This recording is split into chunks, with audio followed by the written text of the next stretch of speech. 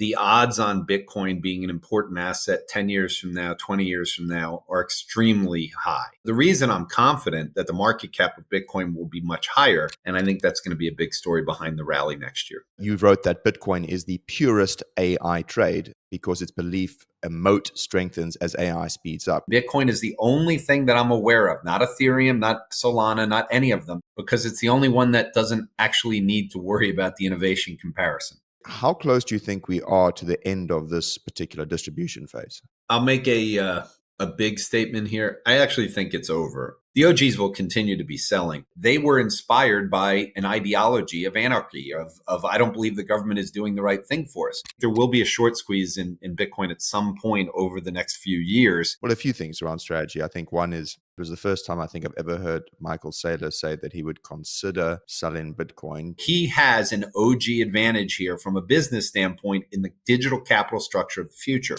That's what I believe in.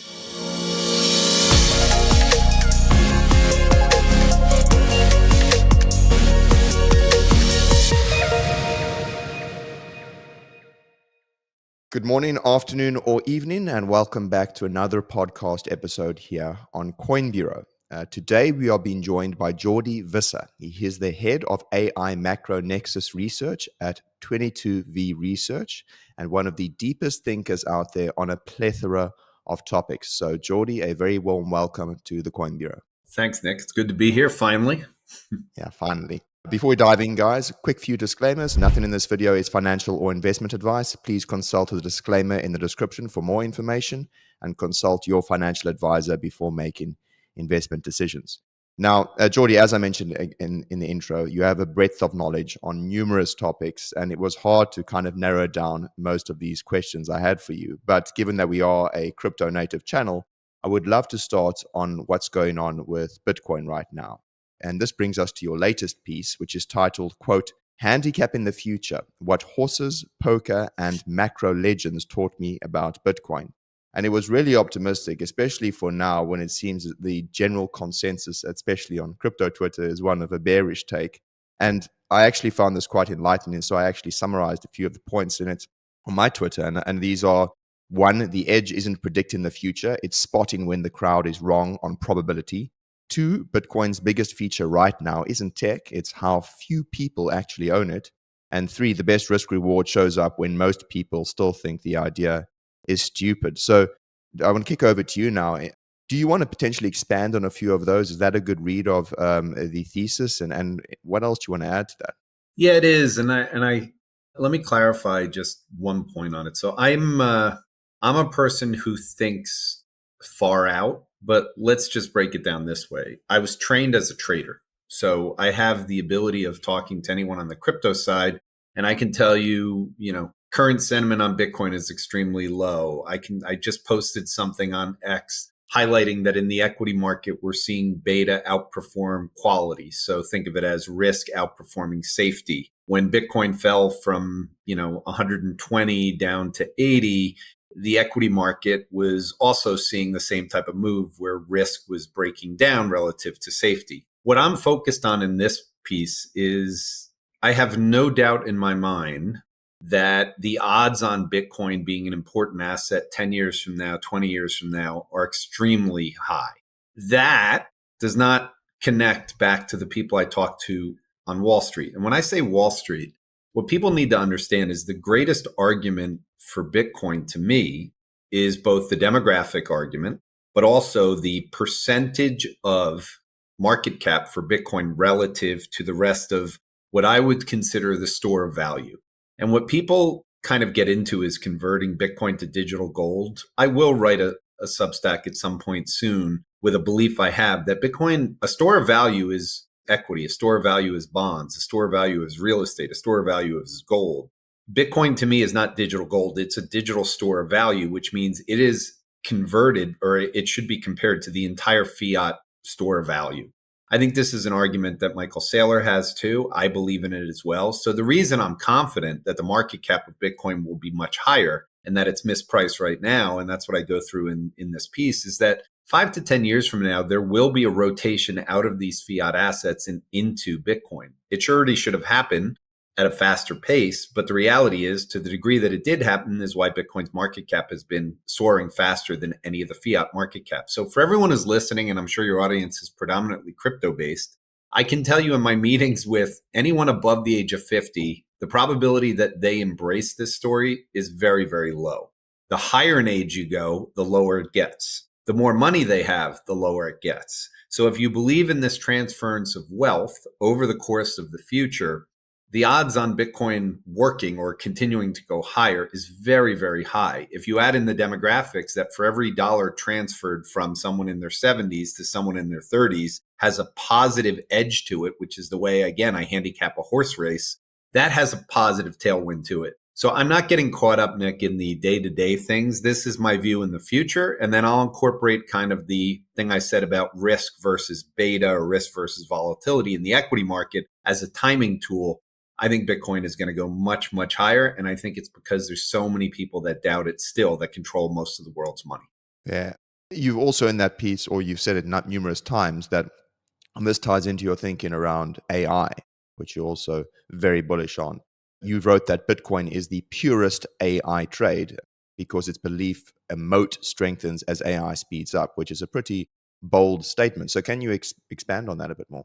Yeah, this is something also that I strongly believe in. We're leaving a capitalist system that took time for innovation to go from idea to public company. So if you just literally go through how long it would take to come up with an idea, let's start with an industrial idea. I want to become an oil company. Okay, so what do you have to do if you want to go compete with a large oil company in the world? Well, you have to find oil. You have to borrow billions of dollars to get the equipment to go drill oil. You have to do all of these things and then hope that the price of oil actually goes higher. Think about all of that for every industrial. If you want to be a car company, if you want to be a wrench company, whatever it is, you have to borrow lots of money. You have to have lots of physical locations. You have to go trade the commodity markets, all of these physical things. What happened over the last 18 years was we transitioned into the digital economy. In the digital economy, if you came up with an idea that I want to create a client relationship manager system, CRM, you didn't need to go do all that stuff. You could actually do it on code. The code was both your employers, but then you use the internet. The internet and the platforms allow you to not have to go buy buildings or go around the world. And these companies like Salesforce.com, like Google, like all of the companies built on code, were able to have incredibly high margin businesses. They didn't need to take money out for debt. And so that idea became something much quicker and with a much lower cost. And that's why those companies dominated. The problem with artificial intelligence is artificial intelligence has made code ubiquitous. Anyone can have it who has a phone, and it's free. So now all of a sudden there's competition for all of those companies that worked for the last 17 years. So an idea now is verbal. You can say an idea into an app like Cursor or like Devon or like Replit or like any of these things. You can have an application that competes with Salesforce.com within minutes. Maybe not on an enterprise scale, but on an individual scale. So this is the democratization of education. It's the democratization of taking ideas and building businesses. You connect it to Stripe, you put it on the internet, and all of a sudden you have competition. So there are no moats anymore. The other side is the belief system of Bitcoin. Bitcoin has gone from zero to acceptance. The Bitcoin white paper has become a part of history and a part of something that is up for the Nobel Prize in terms of the way a lot of people think about it. Mark Andreessen has written about it in that framework. So you have something that is meant to not be disrupted by a moat. It could have competition, but at this point, I think it's already won the battle as being the digital store of value.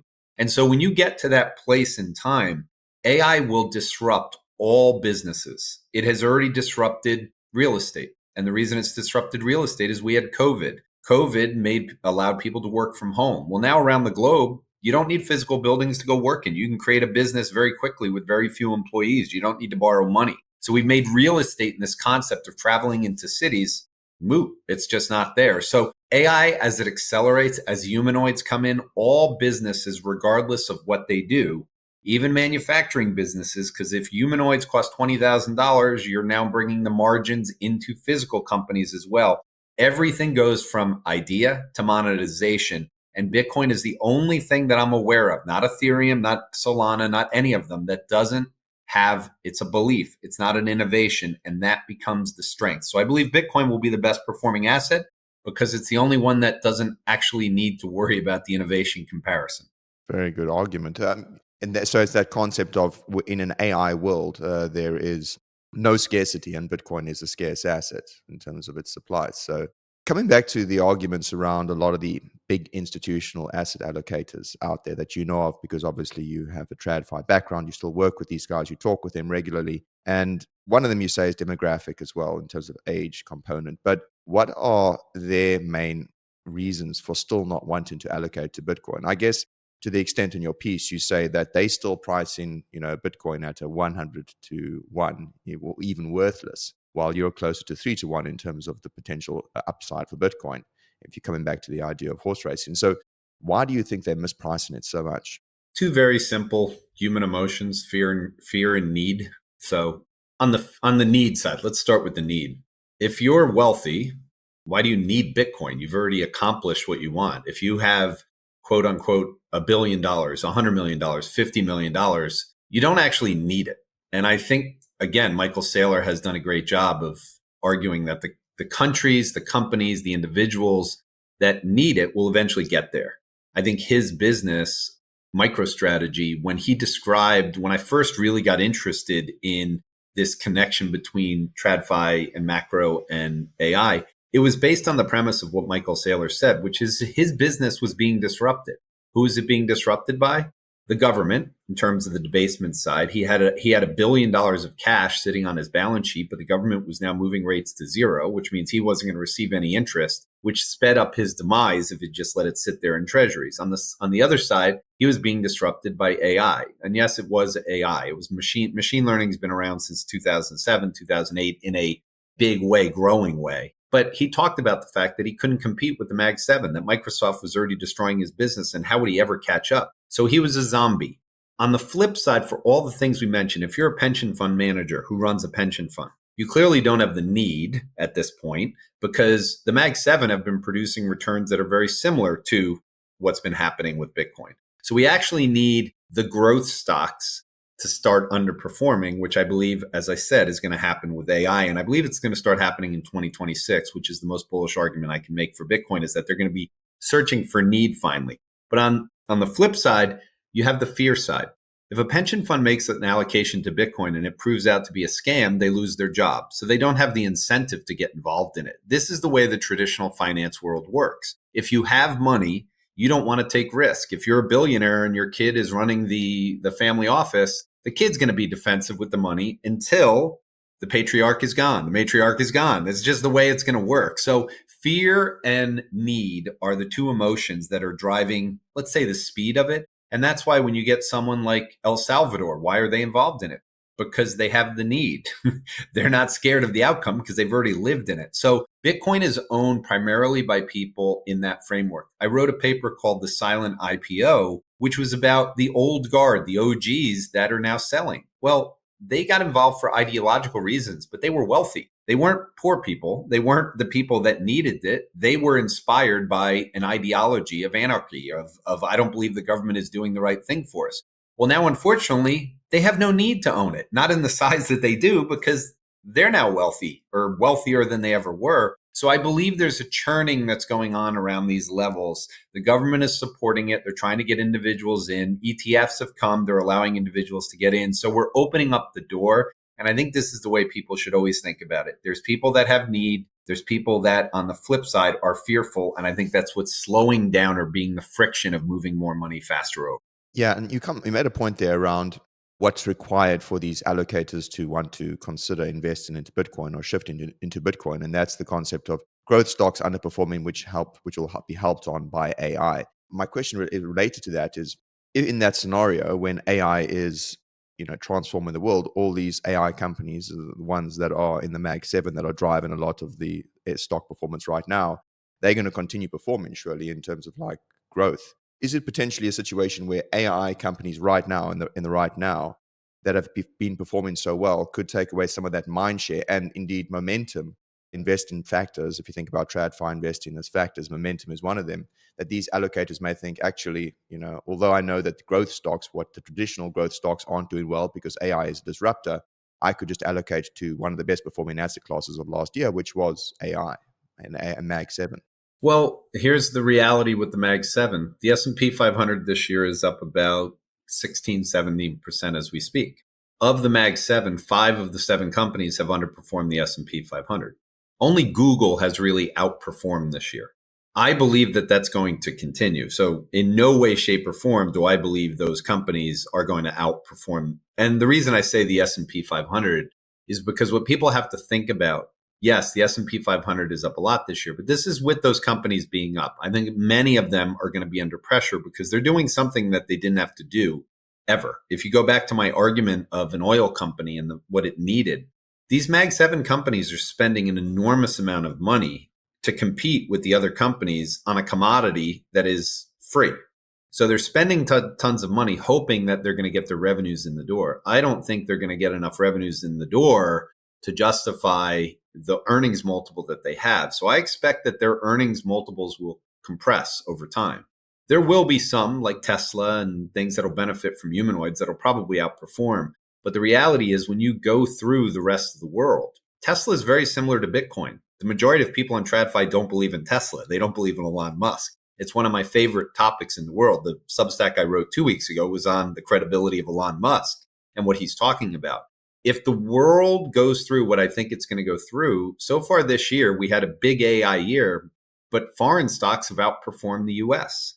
The DAX has outperformed the S&P 500, or Europe has outperformed, especially in currency terms, because the dollar has weakened. Well, the rest of the world, or all the global benchmarks, are dependent kind of on the Mag 7 and software names to outperform. So I do believe this is getting in the weeds a little bit here, but I don't think people should underestimate the fact that with AI happening, you're actually going to see the underperformance of growth stocks, and people are going to be looking for some kind of growth. And I think Bitcoin is going to be the place that they migrate to more and more. I fully expect that sovereign wealth funds, pension funds, and everything around that around the globe will allocate more and more money towards Bitcoin in the coming year. And I think that's going to be a big story behind the rally next year. Okay, we'll get onto that in a bit. I just want to pick on one point you made there around, and this relates to the whole AI trade itself, that these companies that have these massive valuations and multiples, the hyperscalers, etc., that they could struggle to get the revenue to justify those valuations. Why do you think that exactly? I think it's almost, in my mind, it's almost a foregone conclusion. And I say this from a very simple thing. They're competing with each other. So there's no way that all of them are going to win. They're spending an enormous amount of money. I'm not saying in any way that they won't get revenues. The people that think there's an AI bubble, I completely disagree with that. But there's a difference between there being a bubble and these stocks becoming more boring companies, meaning they're getting revenue in, but they have to keep spending more money to get better compute to compete with the other players. You've seen that already this year, meaning OpenAI is now, they're questioning whether they're going to be around because of the deals they're making and how much money. Well, this is a company that doesn't have the advantage that Google does. Google has a business in search, which is a cash cow. OpenAI needs to borrow their money to actually go through. If OpenAI were in trouble, I think all of the multiples of these companies would come down because it would be proof that it's very hard to monetize this. So no one has proved yet that they're going to be able to monetize it in a big enough way to justify the amount of spending that's going on. In my weekly video that I do where I connect TradFi to AI to crypto, I highlight an interview that Dario Amodei did from Anthropic with Aaron Ross Sorkin, which went through in an honest fashion the difficulty that all these hyperscalers have with predicting the revenue. And if they make a mistake, they're at severe risk. Their businesses could go under because they're dependent on the data centers and all of these things that I believe, as AI gets better and better, the disruption that will come from these investments they made, these data centers could become worthless over time. They could be stranded assets in 5 years. And if that's the case, the people that made these big bets, when a new innovation comes, Elon Musk is talking about solar satellites. If that process goes faster in all these data centers, if you want to have your stuff in space because it's cheaper to run, you don't have that advantage. There's a whole bunch of things that are going to happen. AI creates a very, very difficult way to predict the future. And that's why I'll continue to say, when you're dealing with Bitcoin, you're dealing with hey, we're only worth $2 trillion and the fiat assets are somewhere between 500 trillion to 800 trillion. I like that ratio in terms of that one side getting bigger and the other one, even if it only goes down 100 trillion, that's still a big move for Bitcoin. Yeah, for sure. So speaking about Bitcoin now, and you mentioned it earlier, your silent IPO thesis was, I would say, one of the most widely shared Bitcoin pieces of the whole year. And in it, you argued that Bitcoin's kind of frustrating sideways action wasn't weakness, but a massive, healthy distribution phase from the OGs holders to the institutions in this IPO phase. I guess my first question is, how close do you think we are to the end of this particular distribution phase?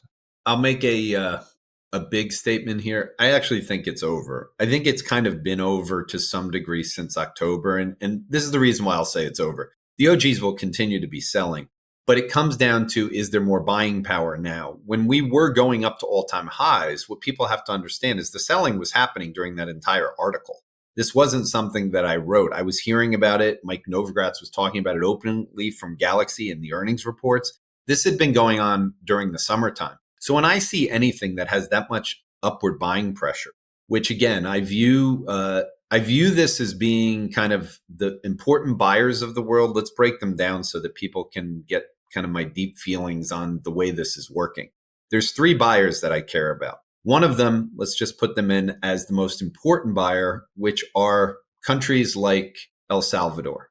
They're very tiny, meaning if a kid in Brazil becomes an entrepreneur and they don't trust their government and they want to put money into Bitcoin after they've done some stablecoin transactions, selling a new app that they developed using AI to an American or to an Aussie or to a European, and they collect $10 and they have those $10 and they don't want to keep it in Brazilian reais. So what they do is they put 7 of it into stable coins, dollar-backed stable coins to protect against the depreciation, but then they want to have money working for them and they put a certain amount of money into Bitcoin. This is kind of what Tether does with their gold holdings, their Bitcoin holdings, and the excess returns. So I want everyone to just think about that is a small portion of the pie dollar-wise because you don't have Brazilians having much money.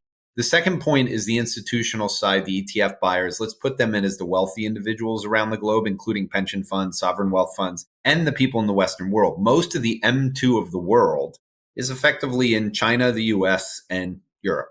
Whether people understand this, that is probably 75% of global money supply and wealth is in those three countries. So we kind of depend on those three countries to be the drivers of it. The OGs are also in those countries as well. So you have the OGs selling to other people inside that country that, again, in the US, when I talk to people, a lot of the Americans that are buying it, they're electricians, they're plumbers, they're people that have already been forced out of the system. Those buyers are there. They're offsetting the OG side, and I think they're growing every day. And more importantly, the younger demographic is offsetting them. So when you take the one buyers, which are the poorer people of the world, which I think are structurally bullish and will always invest in it because they're hiding from their government, then you have the wealthy people, which are doing it, which is great. You still have, that part going on. But then you get into a third component, which to me, I think is the reason why, which is retail traders. Retail traders are a different breed. Retail traders are people that have already decided in the modern world, and these are younger people below the age of 50 for sure. I would say mostly below the age of 40. I do a regular weekly podcast with Anthony Pompliano, and I've gotten to meet a lot of these traders. Crypto traders are real traders. They remind me of myself as a young person getting into the business at Morgan Stanley. Well, they're the ones that drove it from 120, from 100 to 126, and then from 126 back to 80. Because a lot of the names that they were trading in the AI space, the Palantirs, the NVIDIAs, those names got bludgeoned during October and November. I think that buying power is now back to clean. It's enormous. Whenever that buying power is there, and they only play from the long side when it starts to get going, we just need to see some moving averages tick out. I believe when Bitcoin gets back up on the year, I'll say 3 daily closes above 92,000, which is about where it closed last year. I think the retail crowd will be back in pushing this thing. We'll have the option volume going in. And I think at that point, we'll get back to the all-time highs. And I think the OGs have reduced. I'll add one other seller that's been critical for the IPO part, which people have to think about as well. And that's the Bitcoin miners. And I think the Bitcoin miners have been reduced going forward as a seller because of AI, because their businesses are now starting to get a revenue stream, which means they don't have to sell as much as they did in the past. And that's because their electricity is becoming extremely valuable. Always remember, and if you saw Elon Musk speak last week, he talked about the fact that Bitcoin is pure energy. If electricity prices are going higher, then the Bitcoin miners don't need to be involved as much on the sell side in terms of hedging their business because their electricity is worth a lot of money. Their compute power is worth a lot of money. So I believe the miners are going to become less of, let's say, call option sellers, which is this phantom supply that people don't see that often. It's to hedge their revenue and the risk they have if the price drops. I don't think they're going to need to sell as much as electricity prices go up. So that's a long-winded answer for you, Nick, but I got a lot out there in Oh a short man, there's time. so many threads I want to pull on there. Wow. Okay. So you say, so you think in terms of what could get Bitcoin, it's momentum, right? So momentum in terms of these traders, you say it's retail traders who, when they see momentum coming in, they see Bitcoin holding, above support levels. In your case, you said 92K, 3 daily closes. They'll start coming back into the market, start bidding again. And the distribution has slowed substantially from the OGs and the miners. What about, and these, when you say these retail traders bidding up Bitcoin, that's the retail component. Do you think that's really that big enough to pump and to increase the price of an asset like Bitcoin itself, which is a massive in market cap already? And what do you think about the institutional demand that everyone's talking about? Like all these institutions coming out, the likes of JP Morgan, Goldman Sachs, and you have all the Bitwires and all of these guys just singing the bullish tune in terms of what institutions are looking at. Indeed, if you look at sentiment on retail focused platforms like Twitter or whatnot, right, it's just deathly. But if you hear what the institutions are saying, it's like they're incredibly bullish. So, okay, I'd like to take a moment to thank the sponsors who make this show possible. SVM's ecosystem has been missing a high-speed, low-latency chain until now. Fogo delivers 40 millisecond block times, 1.3 second finality, and near zero fees, all backed by high-performance validators co-located near major exchange infrastructure. Made for traders, by traders, zero compromise. It's not theoretical, it's live and blazing fast and ready for you to test. Head to fogo.io/start and experience the future of trading. In this case, you thinking that retail could actually take Bitcoin back above 100K in the next few weeks? Well, let's assume, and I don't think this is true, but let's assume every retail trader is actually at the end of every year flat. Okay. And they're pure traders, meaning they're not Bitcoin holders for the long term. We know that a lot of them are, but let's just assume they're not. They're the energy, and the energy in Bitcoin is really important. And this is the message that I want to get out to people. You mentioned momentum. Momentum is a very powerful force because it is riding something that they believe is going to go higher. They're involved in equities. I've always said retail traders in fact, let me phrase it this way, since we already talked about it and you asked the question on it. So I wrote a piece believing that Bitcoin will definitely be 10, 20, 30 times higher than it is today in the future. The question for me is whether that's a 20-year story, a 30-year story, a 15-year story, 10. I don't really care. In my mind, the bet on that is worth me putting 20% of my chips in that bet, 30% of my chips. That's the way I view it, and that's the way I allocate my money from a long-term investment theme, is I want to have less money in the fiat assets. The energy that matters is retail has learned a lesson that fiat people don't think about. Fiat people are always looking for the bear side. The reason there's an AI bubble article every single day is because they realized how hard it was to make that money, climbing the wall of worry for the last 40 years. So if you're a 60-year-old and you've made tons of money, and you know the government is basically bailing out the system every time COVID happens or any SVB happens, you believe the system's rigged and it's going to crash. On the other side, you have retail, which is younger. They're hungry, and they're like, no, this is like going to Vegas, and the odds are you're going to make money 85% of the time. So I just want to play from the long side. And every now and then, if the market's not working, if you read my piece, what my father taught me is, hey, if this is a race where you can't find any value, sit it out. That's what good retail traders do. If they see the bull market's not working, they just reduce their bets and they try to pick the bottom of Bitcoin until it goes. But once they feel comfortable and it's working and they feel that now, like blackjack, hey, I'm a card counter and I know now I should be tripling my bets. They will triple their bets. They will leverage in. They will get bigger and bigger because that is the way you make money in a pure way in a rigged market, which I believe it is. You're playing it like blackjack. You make your bets 3 times as more when the technicals are lining up and that fever's going. So what retail does is they actually set up the next trend. They'll get out of that stuff at some point, But when you're playing the game and you believe that over the course of the next 3 years, like salmon going, you want to go with the river, you don't want to go against it. Bitcoin's going to be a million in 10 years. I want to find the points where the moving averages start to tick higher, and I want to jump in during that because I know I could miss 100,000 to 300,000 if I'm worried about being a bear market when these things are not going to last that long. That is the thing that I think retail traders do. They are the energy in there to fuel this. And I think they're going to fuel the next one along with the sovereign funds, along with less selling from the things I go. They're the ones that are going to turn this back above 100, and then it'll start feeding on itself. Fascinating. And is it, do you think that's the retail traders just buying spot? Or how much of the impact do you think is coming from the ETFs of retail who hasn't been trading Bitcoin from like new retail coming and buying Bitcoin through the ETF, through their stock brokerage accounts? How much of that do you think is the split? The biggest change we've seen in the structure of the TradFi world and the world as a whole is the art of gambling and leverage. These guys are going to use options. I went to a Robinhood event. I spoke there. I was shocked at how knowledgeable people are on the derivative side. I was a managing director at Morgan Stanley on the derivatives. I ran the S&P 500 book, which is a $1 trillion book. I'm trained in derivatives. These retail traders are very, very smart on options, and they know when they should come in and buy options. I mean, MicroStrategy technically to me is an option. It's a strategy with leverage. It's a strategy that people use in that manner. I think their comfort for leverage is high. So although they'll trade spot, I think when they really get bullish, they go buy call options. And this is where, again, I've written and talked about this many, many times over the year that I think there will be a short squeeze in Bitcoin at some point over the next few years. And the reason is because if we take out the vol selling, vols are very compressed right now. From a combination of the DAT companies and Saylor just pummeling the market with a lot of at-the-money structures. At the same time, you have the Bitcoin miners that are constantly selling there. You have Asian wealthy investors that have been in Bitcoin a long time that sell premium, and they sell premium to collect cash in from the holding side.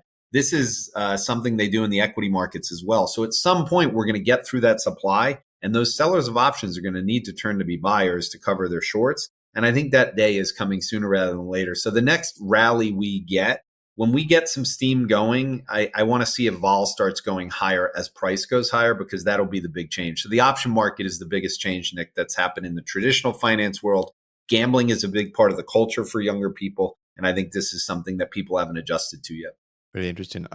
Coming back to next. So then let's assume next year. I think that what many people are looking forward to next year is this concept of like liquidity, global liquidity. It's a macro thing, right? And we know it's probably like we're expecting this liquidity surge this year, and it's kind of decoupled Bitcoin's price from the growth in global liquidity. And I guess now, of course, people are looking forward to next year when you've got QT's ended, you've got a dovish Fed, you've got potentially changes to the banking reserve ratios, which could allow for more liquidity in the markets and leverage from the banks. So do you also hold that thesis in terms of this surge of liquidity, which could help, take it forward in terms of the price? No, I don't. Let me give you my thoughts on this. So first, let me say when global liquidity declines, I absolutely agree that Bitcoin should be correlated to that point. And that's because all assets are correlated to that as well. What people have to start to remember, and this has happened, the biggest mistake in the United States since 2022 for investors was predicting a recession. The reason they predicted a recession is because they focused on M2. Now, M2 is basically correlated to income. So the thing people have to start getting through their head is in the United States, right now, personal income is growing at 4.5% a year, same as nominal GDP. This is why assets should go higher as income is growing. But what people don't talk about in the Bitcoin community, and in fairness, they don't really talk about it in economists don't talk about it, which is why I don't listen to economists. We have a balance sheet as well. So the balance sheet, which is described as the assets owned, are massive. In the United States, we have a household net worth of $178 trillion. It was $120 trillion at the end of 2019. So it's up about 33%. It's up about 60% since that time period. That is the money that is the fuel for Bitcoin. It's not the M2. So there's income. Yes, that matters. Income, if it goes down, which doesn't happen often, so M2 goes down, then you're going to have a bear market in stocks and you're going to have a bear market in Bitcoin. if M2 is going higher, Bitcoin should be in a bull market. And to me, it is. It has underperformed liquidity. But I think the reason it has underperformed liquidity, again, as like say, there's no need for people to transfer their fiat assets into Bitcoin. What is going to release that? Part of that is what I said, which is we actually need the growth stocks to become an anchor on the growth in the balance sheet, and that'll force people to go. For the governments of the world, I think Bitcoin reserves are going to increase. I think it's just a matter of when the first one admits they've done it, and then they're all going to have to do it for diversification. That's why I kind of talked about Tether and that kid in Brazil. There has to be some kind of balance sheet shift. So you have to pay attention to the balance sheet here more than the income going forward, because I don't think we need income to get growth, because AI is actually an efficiency and productivity thing, which means we don't need anything. So I think people have to get used to that. I do think the balance sheet is going to be the driver for Bitcoin going forward. I do think it's going to matter a lot more than people realize. I think that correlation is going to hold, but I haven't been a buyer into it the way people have. The other event that's going to happen on the balance sheet and releasing money into Bitcoin is tokenization. Tokenization is going to allow people that own real estate to get liquidity, that own venture capital funds where they're getting no cash, private equity, private credit, all of these places around the globe. Tokenization is going to allow this stuff to be real-time priced, real-time liquidity. And that, to me, if you want to get out of real estate because it's an underperforming asset, you can't do it, because then you have to go sell things down 70%. This happens in the US every single day. If a big commercial real estate building gets sold, it gets sold down 70, 80, 90% from where the last mark was. If you have liquidity and you bring in 8 billion people into the world, what I believe will happen is people will start selling that and they'll move money into growthy assets, and those growthy assets will benefit Bitcoin. So I think the balance sheet story for Bitcoin becomes a massive story, beginning with tokenization and beginning with growth stocks to actually stop being a positive performer the way they have in the past. So less studying of the global liquidity charts and more of the total tokenized assets charts to determine when we're going to be getting that liquidity into Bitcoin. Yeah, and the rotation from where it outperforms. So. Yeah.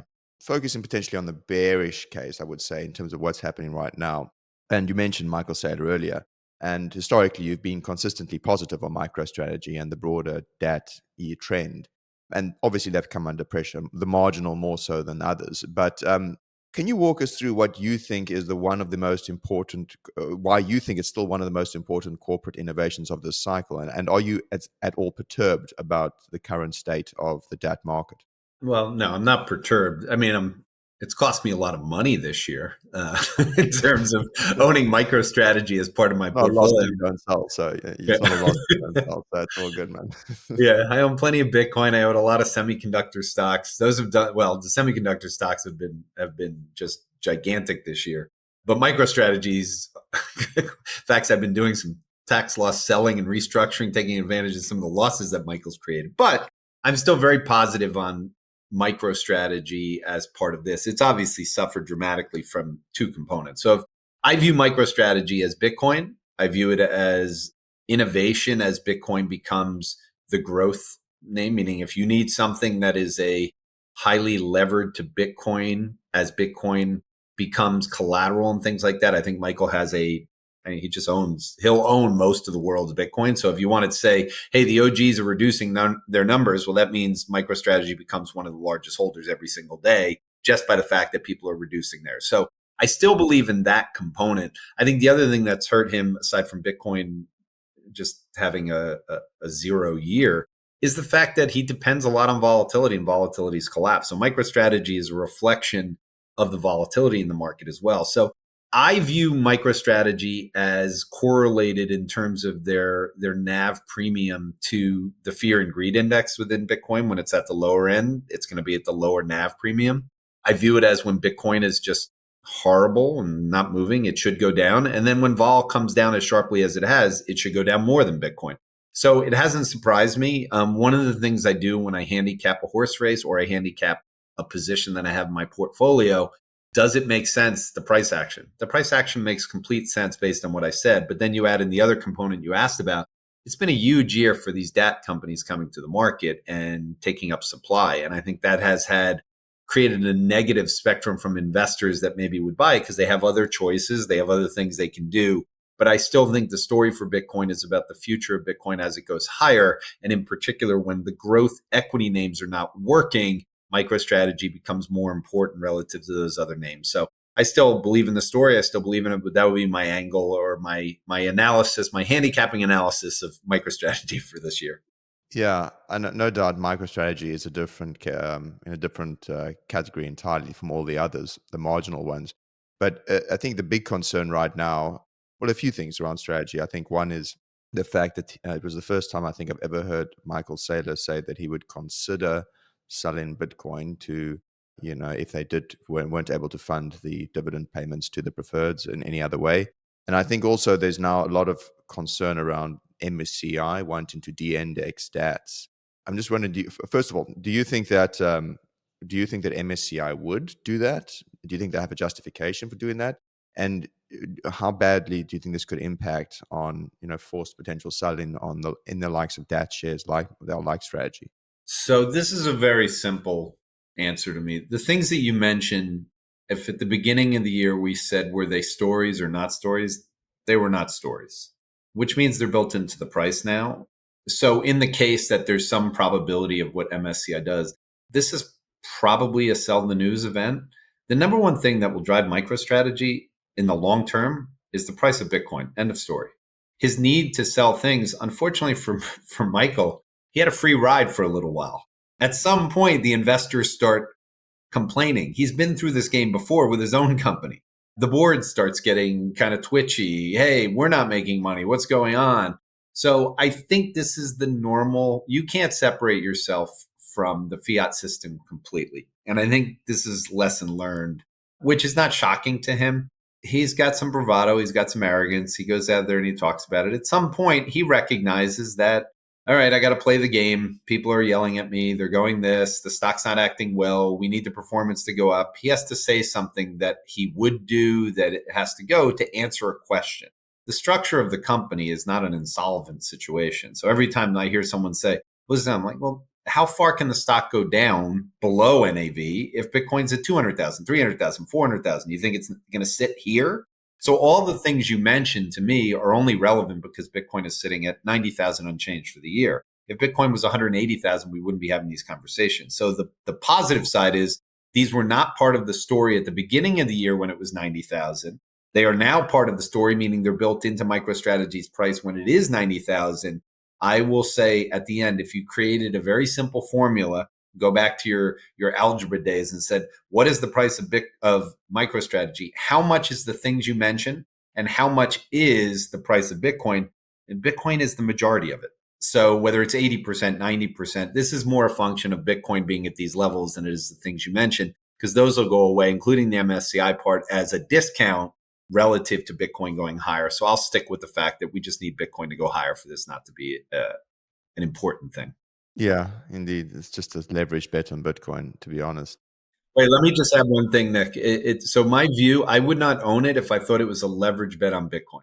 I own it because it's a bet on the capital structure of the digital economy 5 years from now when Bitcoin is at 1 million. That is my belief. So the reason I own it is for the excess business opportunities that will present itself to Strategy. If Strategy owns 5% of Bitcoin at that level and they are the largest shareholder in the largest owner of Bitcoin in the world, it opens up a lot of business models for Strategy, which other places can never catch up. So he has an OG advantage here from a business standpoint in the digital capital structure of the future.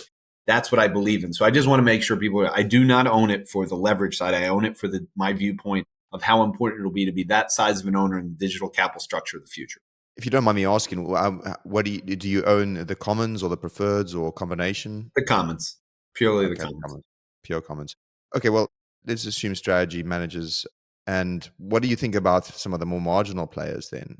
Because, like we said, they've basically saturated the market, and a lot of them are trading below their net asset value. How do you think this shapes up in the new year? And do you potentially see more consolidation, potential hostile bids, closures? How do you think it plays out in the new year? Again, I mean, I hate to keep defaulting on this, but I would not own any of them. This is me. MicroStrategy, for the reasons I said, would be the only ones. I'd rather own Bitcoin than any of the the DAT companies in terms of going through it. It's just not my thing. I believe Bitcoin is enough. I don't need to go into all these derivative positions like they talk about with innovation. The valuation for these, if Bitcoin is sitting at 90,000 in 3 months, I think a lot of these companies will remain under pressure. The question is, for the ones that were established businesses before, they were in trouble before, so it doesn't really change anything. For the newer ones that came out, I again think it depends on what Bitcoin does. If Bitcoin goes up, then obviously they might get back to NAV, but they might trade at a discount. There's plenty of closed-end funds that trade at discounts forever, never trading at above NAV. So I think for people that invested in this, they got comfortable with the fact that MicroStrategy was trading at such a premium, which again, I think a premium is justified for them based on the percentage of Bitcoin that they own and the fact that they have a monopoly on that for other DAT companies. There will never be another public company that will ever own as much as a percentage of Bitcoin as Strategy. That is a huge advantage. I don't think those companies have that. Do I think this is a good decision for them? Based on the fact that I think Bitcoin is going to go higher, yes, I think they'll all be fine in the long run, but they may never be great investments relative to owning Bitcoin. And that would be my gut reaction is they're going to have trouble beating Bitcoin as an investment or competing with MicroStrategy for the reasons I gave. Yeah, and then also all of them, they had suboptimal terms on their debt and just badly structured. And just moving on to the macro now quickly. You've argued repeatedly that we are entering a period where fiscal policy, not monetary policy, is the dominant macro force. So there's fiscal dominance argument, and especially as AI reshapes labor markets and productivity. So what does a fiscally driven macro regime look like in 2026, and how should investors adapt? Yeah, and for this, I mean, I think Lynn Alden and Sam Callahan did a great job. And a couple things they wrote this year related to this topic, also related to the liquidity side. There's no way to get out of the trap that the global governments are in. So the first thing I want to say is fiscal dominance is not going away. In the United States, because the data is so easy to see and because we're so polarized right now, there's a very clear situation that has happened, that will continue to happen. Innovation has hollowed out the middle class. It has caused a massive distribution of wealth issue, which still exists. That massive distribution of wealth is having impact on voting. So in New York City, we voted in a socialist. Democratic socialists are rising for the 2028 election as the ones that the U.S. should think about being in there. Donald Trump is under pressure on affordability. Affordability is directly related to this issue that we have. And the debt levels are at the levels they are. If the deficit got better for even a second, the politicians that are in charge would use that quote unquote excess money to, again, give money to people in the form of dropping it from a helicopter, doing whatever's necessary. And the reason is because technology continues to disrupt in a way that people haven't recognized. We have never had a time in history in the United States of America where we had nominal GDP and real GDP growing at the levels that we do. We are basically growing nominally at close to 5%. Real GDP last quarter, and then what will happen this quarter, will be above 3%. And yet we've created no jobs. Small businesses have lost jobs 6 of the last 7 months. This has never happened before, and this is because of innovation. And artificial intelligence is only going to worsen the situation. Humanoids will worsen the situation. There is no way for fiscal dominance to end because we've reached a point where on the one side, monetary policy doesn't work in a distribution of wealth problem, because if you raise rates, the companies and the individuals with tons of cash are getting free money, and the people that are poor that need to borrow money are suffering, and that worsens the gap. So monetary policy doesn't really do anything when you raise rates to slow the economy. So this is a fiscally dominant world until we reach abundance. And so the reason that I mentioned that my focus is on the traditional finance world to crypto, AI is causing the speed to crypto to intensify because the disruption will continue to make all businesses suffer, but also increase the distribution of wealth problem over time. And that money, those assets, the wealth is going to look for growth because on the same side, they're trying to make more money. So I think people just have to realize that fiscal dominance is here. The Fed doesn't matter that much. They're not going to be able to lower rates that much. And so you're left in a world where as long as deficits are there, the only way to resolve this is one of two ways. One is to let the Great Depression happen again and have a global reset. That's not an option. The second way is for innovation to accelerate so fast that everything becomes free. And the only way for that is humanoids and everything. And maybe that's in 20 years. Maybe it's in 15. I don't know. But abundance would reduce all the deficit situations and the debt, but that's going to take some time. So I think in the interim, whether it takes 15 years, the government will continue to give money to people that are voters that need the money, and they will continue to try to find ways to not tax the wealthy in a way that would hurt the economy. And so you're left with fiscal dominance. Yeah, nothing stops this train. In that end state where you've got AI that's just been everything's so efficient and everything's done, and you have people who basically skill set may not be aligned for that. Do you think this in this end state will have like a UBI kind of situation, a universal basic income for people, labor people who can't retool or can't get up the curve in terms of leveraging AI themselves? Yeah, so I want to take two. I get asked this a lot, and I also get asked, if nobody has a job, how will people pay for things? So I want to use two quotes from Elon Musk that I think people should drill into their mind on this. The first one is AI will not replace all jobs. So this whole feeling that we're going to have massive job losses and replacements, what Elon Musk says is work will be optional. So if you want to work, you can do it. The reason he says work will be optional is not because of UBI. He says UHI, universal high income. What he's talking about is not income itself. He's talking about income relative to the cost of things. So we all go to work to be able to buy things. We wouldn't need to go to work if everything was free. There'd be no concept of it. So we're not going to get there in the next few years. But I think Elon Musk's point, especially in his most recent interview, which I highly recommend everyone listen to, it's fantastic. It was 2 hours. It was deep. It was philosophical. It had societal implications. And he's the smartest person in terms of the future that you can listen to. And I think he did a good job of hammering this stuff out. But you're going to be in a world where if the cost of things are lower, your income doesn't need to be high. And that's why he's saying universal high income. What is happening in the interim until we get to that point is already going on. So people don't know this, Nick, but I mean, in the US, income growth right now, when you go through everything happening for a worker, is 1.4% growth a year. That's X transfer payments. Transfer payments are government issued money that goes for Social Security, Medicare, Medicaid. That number is growing at 9% a year. So we already have UBI. It's in two forms. The wealthy people are getting UBI through the stock market going up all the time, which means their net worth is going up. The government doesn't let the stock market fall. On the bottom side, as stock market's going higher from government support and AI productivity gains, you have the displaced older people and the people that the government needs to assist. Their income is growing at 9% a year. In the middle, you have the kids that are pissed off, and they're pissed off and because their expenses are at a line. Michael Green wrote a paper on the poverty line in the US being closer to 140,000 than what it's listed at is 31,000.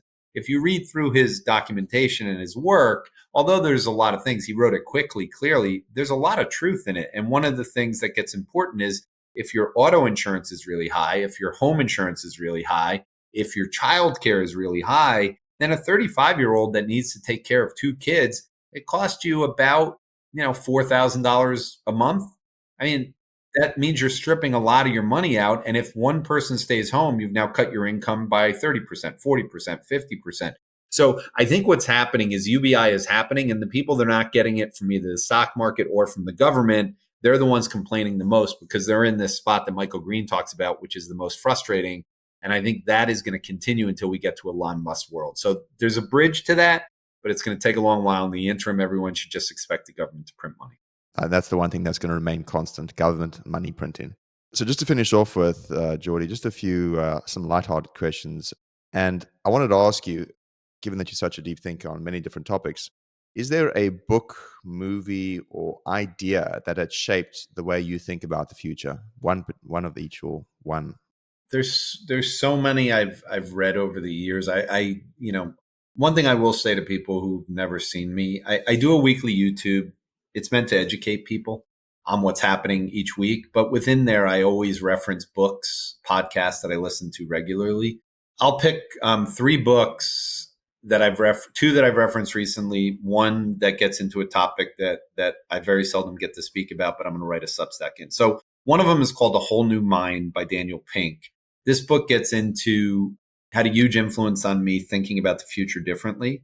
It came out in 2005-ish. I probably read it not too long after that, before the great financial crisis. But what it said to me as someone at the time that had young kids was that you needed to think that the world was going to change and it was going to be commoditized by technology. So this was written in 2005, and it was basically saying that every job based on math or something that could be replicated by a computer would destroy the way people go to college and get degrees. So that book had a huge influence, and it said the only thing that'll be left is empathy, creativity, artistic thing. And I started thinking about Steve Jobs and Elon Musk and the people that were basically those types of people. They're not mathematicians. They're not lawyers. They're not doctors. They constantly reassess the world. The second one is Thinking in Bets by a former poker player, Annie Duke, who I reference a lot. That book is a great holiday gift for everyone, for their kids, any age. I honestly don't care. Even if they're 2 years old, keep it for them until they turn there. That is to constantly reassess your views and realize the world and every decision you make is a probabilistic side. That's why I wrote the paper and I referenced it in that Substack. So Annie Duke is a great one. The third one is going to be off topic a little bit, but I'll explain why. I'm a longevity freak, not out of fear, but out of, I realize that the healthier I am, the happier I am. And so again, the same way I think about Bitcoin, I want to live forever. I believe the technology will allow human beings to do that, but I want to stay at my current age. So I've spent the last 6 years focused on doing things to help my health. And eventually along the way, I ran into a book by Leah Lagos called Heart, Breath, Mind. And it talks about HRV, which stands for heart rate variability. I cannot emphasize to everyone out there who is a parent or an individual, focusing on HRV to me is a statistic for happiness because it impacts the uncertainty you have in your head. And most people feel trapped in their lives, trapped in a marriage, trapped in a job, trapped in their existing on the planet. They're impacted in their breathing through what technology has done to destroy the way that they focus, how much they meditate. There's no prayer left in the world, or very little. I meditate, I breathe. That book had a huge influence on me getting healthier. I measure my HRV regularly through an Oura Ring and through my iWatch. My HRV has gone from the 20s in 2020 up to where it is now, which is 80. I am 59 years or turning 59 years old. Your HRV is supposed to be directly correlated or negatively correlated with your age. So as you get older, it's supposed to go down. I've taken it to levels that are associated on Oura Rings measurements by a 25 to 35-year-old.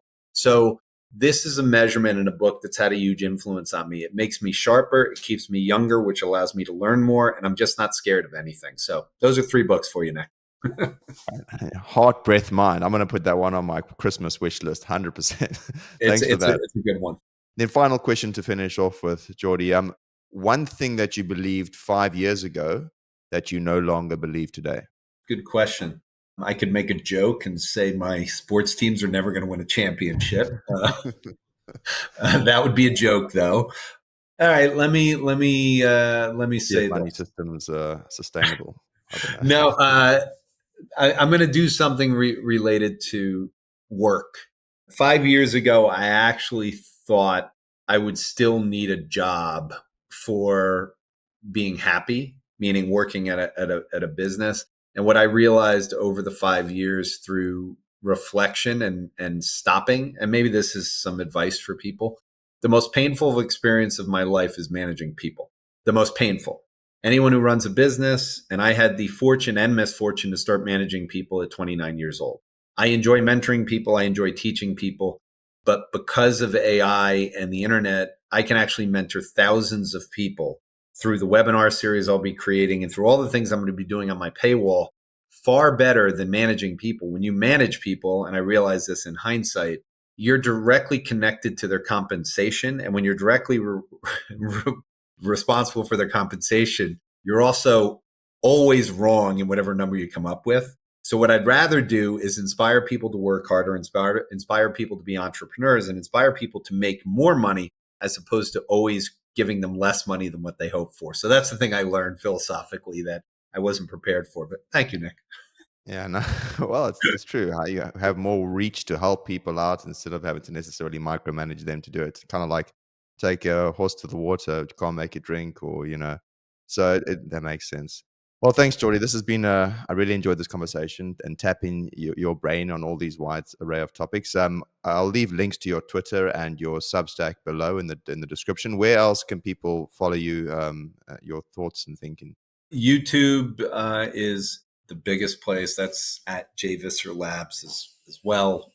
And I do a weekly there. It's educational. Again, I would say especially for 16 to 25-year-olds that are interested in financial empowerment. I am trying to teach people. I've seen a lot of people that are interested in financial empowerment. So I highly recommend going to the YouTube site. And at a minimum, if people can't keep track of everything, if they go connect with me on LinkedIn.com, I release everything that I do in LinkedIn. I release everything I do on X, and they'll find all that stuff. But my goal is to make the world a happier place by making each individual happier. And if I can do that, then I'm a happier person. So love that mission, man. Cool. Thank you very much, Jordi. See you soon. Thanks, Nick.